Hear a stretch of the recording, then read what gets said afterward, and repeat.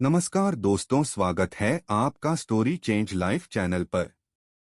कहानी पसंद आए तो हमारे चैनल को लाइक करें, सब्सक्राइब करें और बेल आइकन को दबाएं। कहानी इस प्रकार है कि महिमा बहुत ही पढ़ी लिखी सुंदर महिला थी। इतने सालों में बहुत कुछ पा लिया था उसने। वह बचपन से ही बहुत होशियार लड़की थी। अपनी स्कूल में वह हमेशा अव्वल आती थी। उसके माता पिता हमेशा से यही चाहते थे कि महिमा एक बड़ी डॉक्टर बने। आखिरकार वह कड़ी मेहनत के चलते डॉक्टर बनने में सफल हुई। वह पल उसके लिए एक बहुत बड़ा पल था।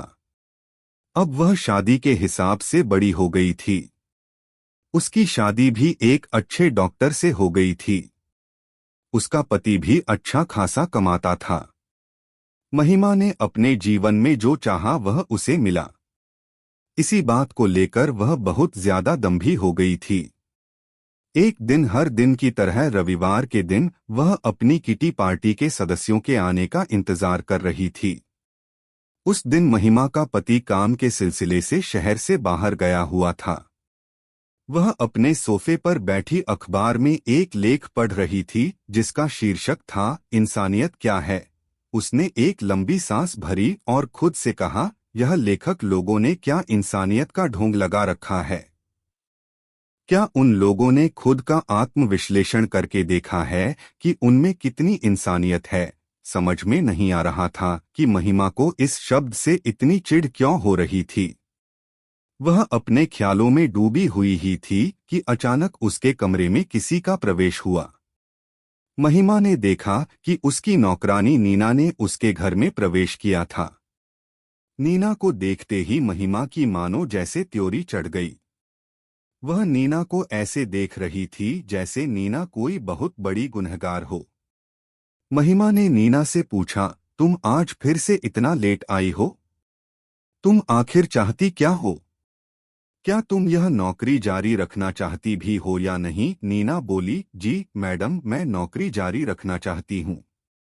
दरअसल अभी 2 दिन से मैं भारी बुखार से जूझ रही थी, इसलिए 2 दिन तक मैंने अपने बेटे को आपके यहाँ साफ सफाई के लिए भेजा था। महिमा ने कहा, हाँ आया था तुम्हारा बेटा, लेकिन वह इतना भी बड़ा नहीं है कि घर की अच्छे से साफ सफाई कर ले।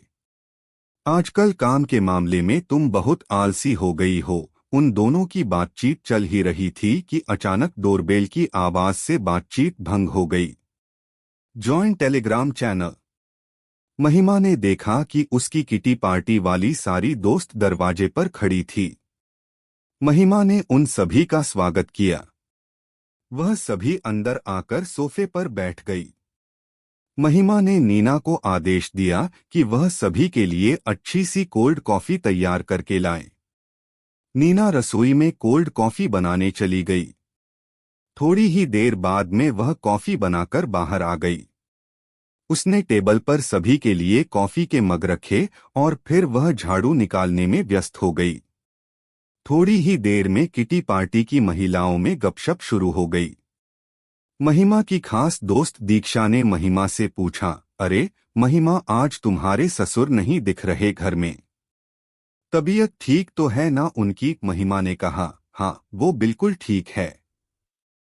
दरअसल वह कल रात को ही हरिद्वार के लिए रवाना हो गए थे।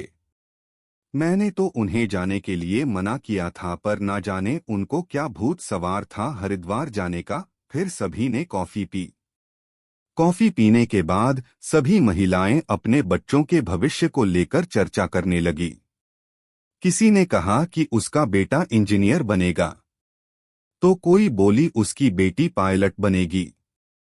फिर सभी ने दीक्षा से पूछा कि उसकी बेटी क्या बनेगी, तो दीक्षा ने कहा कि उसकी बेटी भी डॉक्टर बनेगी। फिर सभी ने महिमा से पूछा कि उसका बेटा आगे जाकर क्या बनेगा, तो महिमा ने कहा कि उसका बेटा एयर फोर्स ज्वाइन करेगा। सभी बात में मशगूल ही थे कि तभी नीना साफ सफाई करती हुई सोफे के पास पहुंची। अचानक नीना को वहां उपस्थित देख महिमा ने पूछा, अच्छा नीना, तुम बताओ कि आगे जाकर तुम्हारा बेटा क्या बनेगा? इससे पहले कि नीना बोलती, दीक्षा ने कहा, क्या महिमा तुम भी ना? इस बात में कोई दो राय नहीं है कि इसका बेटा आगे चलकर लोगों के घर का झाड़ू पोछा करेगा। तभी नीना उसकी बात को काटते बोली, मेरा बेटा एक बहुत अच्छा इंसान बनेगा। आज के समय में इंसानियत को कायम रखना बहुत मुश्किल बात हो गई है। लोगों में मानो इंसानियत खत्म हो गई है।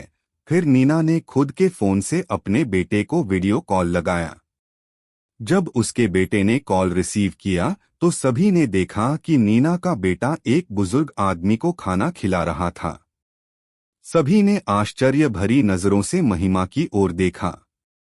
वह बुजुर्ग आदमी कोई और नहीं बल्कि महिमा का ससुर ही था। तभी नीना बोली, इस बुजुर्ग आदमी को किसी महिला ने कल रात को घर से निकाल दिया था।